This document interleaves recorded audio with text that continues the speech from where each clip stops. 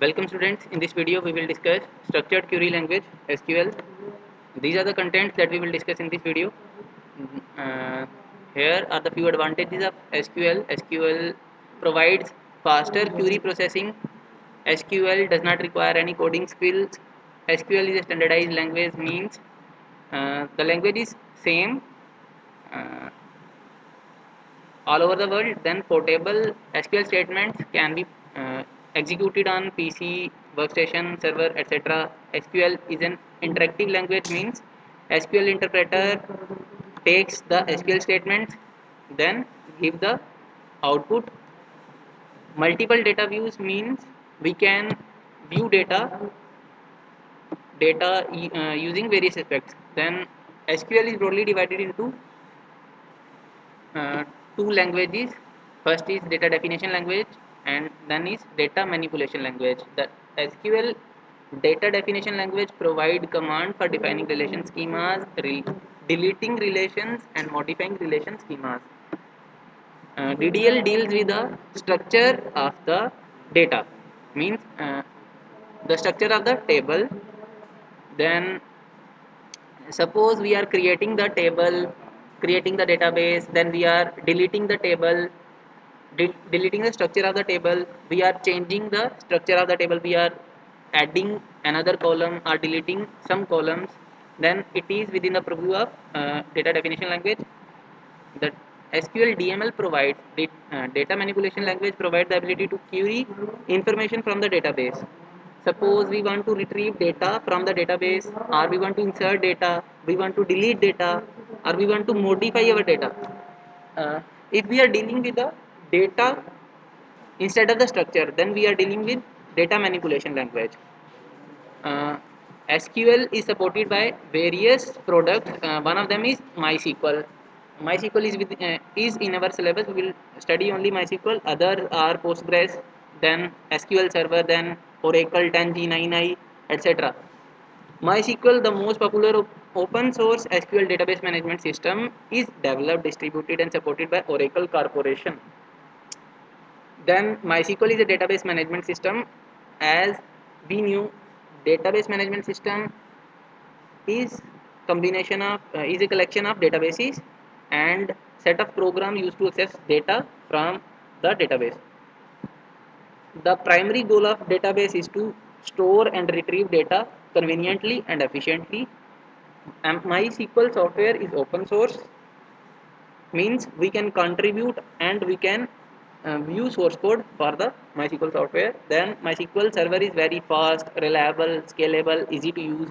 By reliable we mean we will get the same output when we will enter the same command every time. Scalable means we can scale our database, or we can scale our data to quite a large number of uh, we can store quite a large number of data in our database using MySQL. MySQL server works in client server architecture, means here we have two machines, one is client, other is server. Client send request and server process the request and gives response on processing the request. We can install MySQL within our system, or we can install MySQL in another system, and we access MySQL server through the client machine. Then here are few of the data types provided by the MySQL. Float float data type is float data type is used when we want to store uh, very small or very large quantity. Double provides us more precision than character. When we want to uh, enter, or when we want to enter text, we use character, then variable length character. Varchar is modification of character data type. Then binary, var binary, text. Blob is used when we want to store image or video in the database. Then data, datetime, year, etc. These are the few data types. In your RDBMS class you might have studied about domain. you might have studied about domain, and data types correspond to domain in in SQL. Then in our syllabus we have these classes listed: create, select, and insert. We will see how to use create, select, and insert in MySQL. For executing these statements in MySQL, we have to download and install MySQL. To download and install MySQL, we have to first download MySQL. To download MySQL, we have to write MySQL in the search bar. Then in the download section, we have to search for the MySQL community GPL downloads. Then we have to search for MySQL installer for Windows. To install on the Windows, we have to search for Microsoft installer for Windows. Then here we will get the MySQL installer. By clicking the download button, you will get the download. Now if we want to install previous versions of the MySQL, we can uh, download from the archive tab. By selecting the previous versions, we can download the previous version, but it is recommended to install the latest version of MySQL. Uh, then the prerequisite for installing MySQL on Windows is to install Visual C++ Redistributable 2015 or later. Once MySQL is installed on Windows, you can access MySQL terminal or MySQL shell by using the MySQL command line on the start from the start button. Then it will prompt you for the password. By providing the password, sorry, it will prompt us for the password. By providing the password, uh, we will get the MySQL prompt. Then to to view all the databases that are there in our system, we will use the show databases command. Then these are few databases that are there in our system. suppose we want to uh, Suppose we want to use or we want to view the library database. We have to use the use command, use library. Then remember, semicolon is not required after use command. You can also provide if you want it. Now database is changed, we are within the library database. To view the tables that are there in the library database, we use the show tables command. It will show all the tables that are there in our system. Then to view the structure of any of the data, any of the tables that are listed here, we can use the DSC or describe command. Describe or DSC command and name of the table. Suppose we are using the issue or book record table. Then semicolon, it will show the structure of the table. These are the name of the columns. In the first column we are given the name of the column, then the data types, then all the constraints that are there in our table. uh, you might have studied about keys. It is one of the constraint. Then we will if we will want to view the data that is in our table, we will use the select command. Select. If you want all the columns, we will use star. If you want any of the few of the columns, we will name the column separated by commas. From we will give the name of the table. Name of the table here is book record. Then semicolon, enter. It will list all the data that is there in our table. Suppose we want to create our database, and we want to use create, insert, and select within our database. For that, we have to create our database using create command. Create database name. Suppose we are using CSDB, right? After providing the semicolon, we will press enter. If the syntax is okay, our database is created. To get inside the database, we will use the use command, use, and then the name of the database. Semicolon is not required after use. Then if we want to create tables inside this CSDB, we will have to use the create command. Create, syntax of create is create table. We want to create table, and name of the table is student. Suppose name of the table is student, and columns, in student, suppose we have roll number for student. Data type is integer, which is domain corresponding to RDBMS.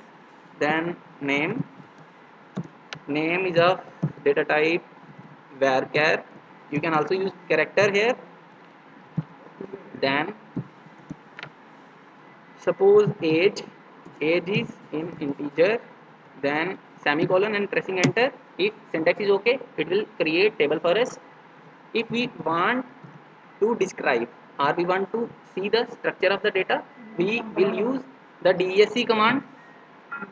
Then DESC, then the name of the table. Name of the table is student. Pressing enter, we will find the structure of the table. These are the name of the columns, these are the data types, and we have not supplied any of the constraints. That's why we are not seeing any of the constraints here. Suppose we want to add another column, we forgot to give the name of the column, which is marks. We can use alter command, alter table, table name is student. Then we want to add another column named marks, we will use add. If we want to remove, we will use drop. Right? Then add marks, and domain or data type is marks is float. Right? Then after giving semicolon, we will press enter. If syntax is okay, it will show us the structure of the data after adding the marks column. Now uh, now we can insert data into the table using the insert clause of SQL. To use the insert or to enter the data inside the table, we will use the insert into name of the table, insert into student, then values, we will provide the values. Remember, only text or character values require quotes. Other values will not require quotes. One will be given to roll number. Then suppose Raj will be given to name. Age is 17. Marks are 50. Okay. Then semicolon. If the syntax is okay, data will be inserted into the table. If we want to view the data, we will use the select command. Select all the table. We want to view all the columns. We will use asterisk here. If we want few columns to be listed, we will use name of the columns separated by comma. Then in the from, we will supply the name of the table, then semicolon, then enter. We will get the data. Suppose we want to insert more columns, we can also give more than